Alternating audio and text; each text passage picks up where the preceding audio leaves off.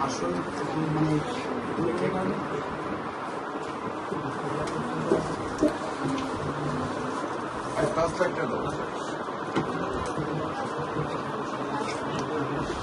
দাঁতের ভিতরে ওই দেখুন কারণ বড় করতে হবে দাঁতের নিচে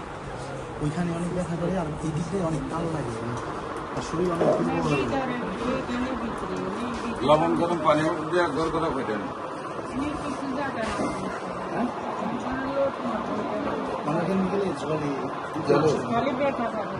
লবণ গরম পানি দেয়া আপনার যে আগে যে মাছগুলো আমরা যখন ফ্রিজ দিবার আগে মাছগুলো আমরা লবণ দিয়ে রেখে দিতাম না নষ্ট না হওয়ার জন্য